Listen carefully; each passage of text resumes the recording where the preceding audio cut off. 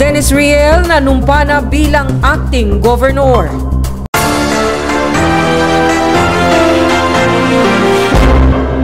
Sa gitna ng pansamantalang pagbabago sa liderato ng lalawigan, formal nang nanumpa si Senior Board Member Dennis Riel bilang acting governor nitong June 30 sa harap ni Judge Evan Dizon ng Regional Trial Court Branch 40. Ang panunumpa ni Riel ay bahagi ng rule of succession kasunod ng mga pansamantalang pagbabago dulot ng suspensyon ni na Governor Recarte Padilla at Vice Governor Joseph Ascutia.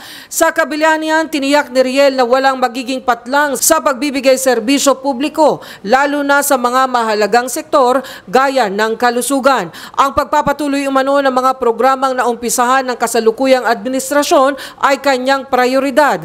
Kasunod na rin ang pakikipag-ugnayan niya kay Governor Padilla. Sa pagiging acting governor naman po, tutuloy lang po natin ang mga plano ng ating Governor Dong Padilla at siyempre unahin natin ang mga social services na hindi maantala para makatulong po sa mga kababayan natin. Makikipagpulong daw siya sa mga head offices upang maripaso ang mga dokumento ng mga empleyado, lalo't prioridad umano ang mga doktor at nurse sa Camarines Norte Provincial Hospital upang matiyak na tuloy-tuloy ang serbisyong medikal. Yung sa mga empleyado po, ngayon po mag-uusap kami ng mga department heads para kung anong alam ko po ay nagre-review sila ng mga documents na kailangan nilang bago ko po pirmahan ay ayusin muna po natin yung mga pero wag po kayo mag-alala lalong-lalo na yung mga JO, mga casual at mga kung ano pa man na kailangan lalong-lalo na sa mga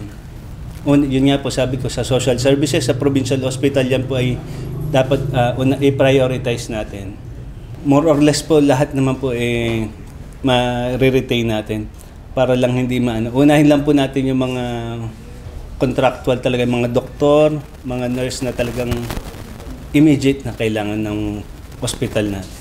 Kabilang daw sa tinalakay nila ni Padilla ay ang kapakanan ng mga job order, casual at contract of service employees upang hindi maantala ang operasyon ng pamahalaang panlalawigan. Ipinaliwanag din ni Riel na siya'y manunungkulan lamang bilang acting governor sa loob ng 3 linggo.